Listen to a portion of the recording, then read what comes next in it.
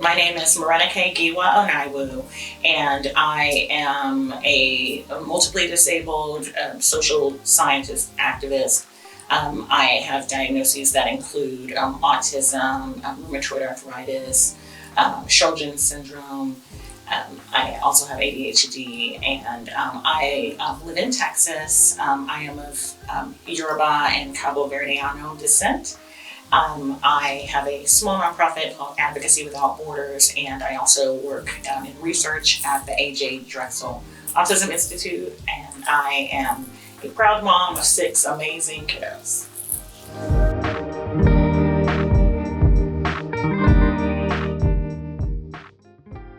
I wanted to give a little bit of historical context about intersectionality because I think that sometimes people can hear a word will seem to kind of appear in the lexicon, but no one really knows where it comes from, or kind of like, so how it, it's something to ground the rest of the sessions that we're going to be talking about, because, we're caring a lot about disability and inclusion, but the intersectionality piece is key. It's so important. It's so enveloped in all of that. And so I just wanted people to have kind of a foundational understanding of it so it could be hopefully more applicable to them.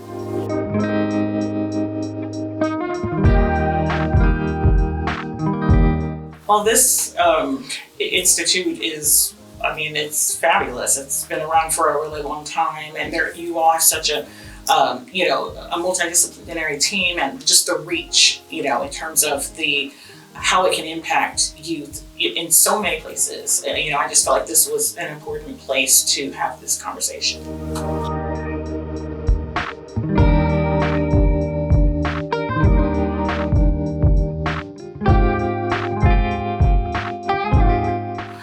I think it's important for people to kind of really, kind of assess themselves and others, and understanding more about our identities. Things are so much more than what they seem, so for myself, I am a non-binary woman, I am Black, I am a parent, I am a disabled person, I am, so all of these are elements of who I am, and intersectionality looks at, kind of like the shifting relationship between these different elements of who we are. And so this applies to the families that we're involved with, and just, people in the community at large. No one is just like this singular entity, this, homogenous entity. They all have these different, parts of who they are that you need to consider when, planning, research, when planning, interventions or support.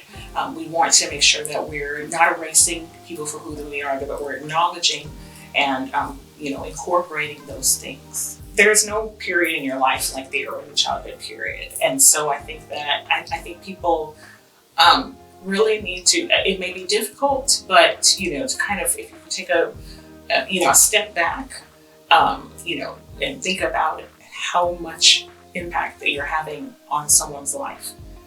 You want it to be a positive impact, so think about, these are formative years.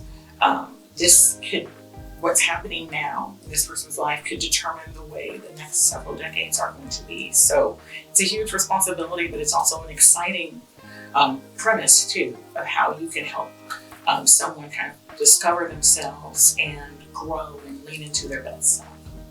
I just want to share that I'm just really happy to see that this institute and in general FPG is just really embracing the cross-cultural piece and the international aspect of this, because we do live in a global society, and so there's so much that we can learn from our colleagues, and and they can learn from us, and we can put this knowledge together and really make a difference.